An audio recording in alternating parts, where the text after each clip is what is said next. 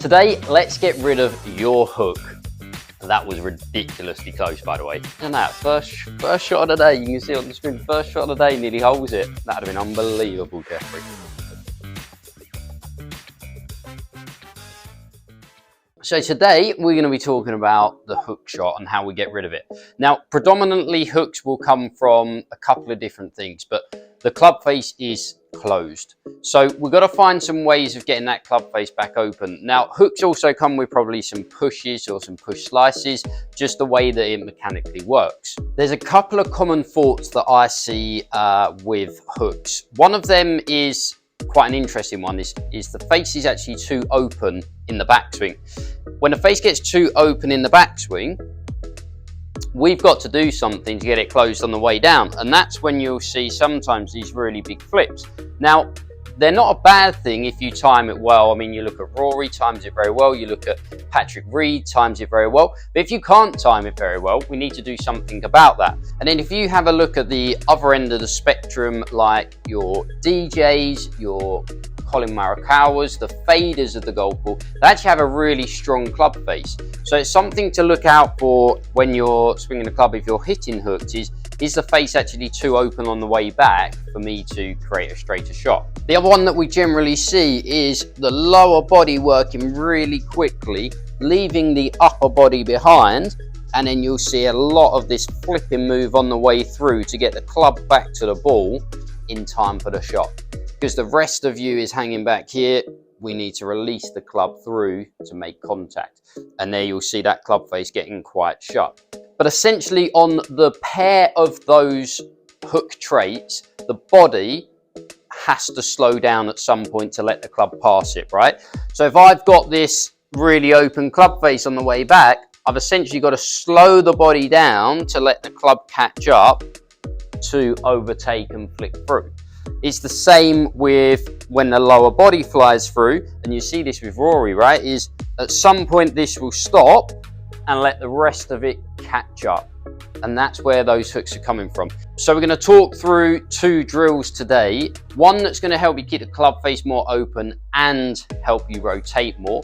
And the second one is going to then allow you to sync the body up a little bit better and create a club path that's a lot straighter. So if you've got this less in to out club path with a more open face, you should generally hit it a little bit straighter. First one we're going to talk about is the umbrella. And now that is when the club head is going to finish directly above your head. You're going to see the hands are left of my body, but the club head is above my head. So again, if I do this down the line, you're going to see the club head. You see it here looking up to the sky with my arms still working around the left of my body, still working up, still working up, still working up. And you can see there that my hands are left of my body and my club head is above my head. Now with that move, you can see the whole time that that club face is staying a lot more open. We haven't got this flipping move going on. It's staying a lot more open all the way through to the finish. So if I've got a draw path on that, we should now start to see push to push fade, something a little bit like this. So we're going to get that umbrella in this time. And you can see I've pushed it. Club head is above my head. Face hasn't shut and my hands are left of my body. You can see that that is a push fade. And if we have a look at the numbers on it, we've got a naught path, but we've got a face to path that is a lot more open. When doing that drill, I would give yourself 10 to 20 golf balls just doing that move where we're really getting this umbrella to work through. For me to make good impact with the golf ball there, I've obviously got to start to rotate the body a lot more because the face is a lot more open. I can't hit golf shots from the body being here and leaving the face open because that is going to go wildly right. I've got to let my upper body, the rest of my body, catch up with that golf club in order to square the face up and hit it a lot straighter when I'm doing the umbrella drill. Now the second move is tricky. It's a tough one, but once you get it right, it really starts to rotate the upper body in a much better place. We'll be back to that video in just a few seconds. I wanted to jump in and give you the opportunity to download the ultimate 60-minute practice plan. It's easy to use, it guides you some great practice, and it will lower your scores. Check it out in the link below. You're going to set up to the golf ball. You're then going to split your stance. So left's going to go forward, right's going to go back a little bit. Obviously opposite way for a left-hander.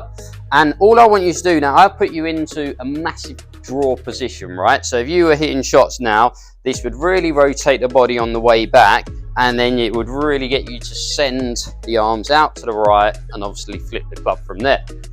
What we're going to try and get you to do is hit a fade from this position, okay? So we're going to set up to the golf ball, and then we want this to start left and fade back onto the target. So we're going to take it to the top, and we're going to hit a fade from there.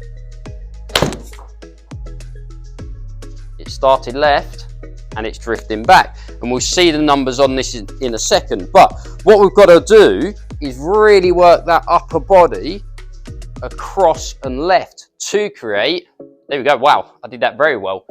Create this minus club path.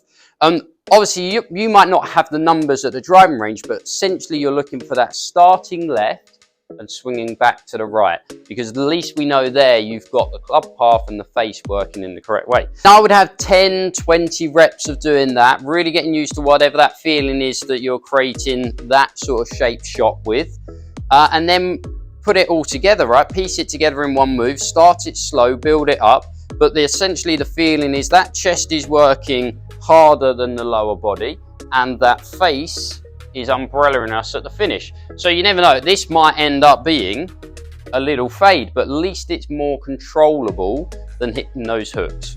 We're going to piece the moves together in a full swing now. So we've got the umbrella on the way through, and we've got this big rotation of the upper body to move that path more out to in. Right, let's see how we go.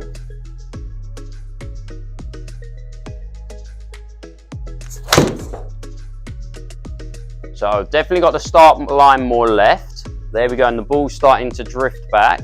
And I definitely got the umbrella, and we've hit a pretty decent shot, I would say. And we can have a look at the numbers up here.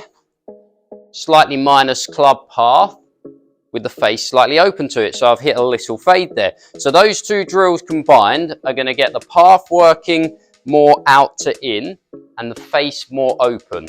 Now, if you're not getting the face open, if you're still hitting it left, it needs more umbrella work.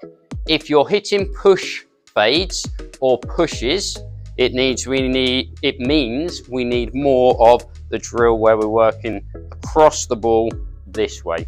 I hope that video has helped you today. If you liked it, please like the video. If you don't already subscribe to the channel, please do. We are growing, I would say, pretty quickly. So let's keep going on that hype, and we will see you next week for another top tip.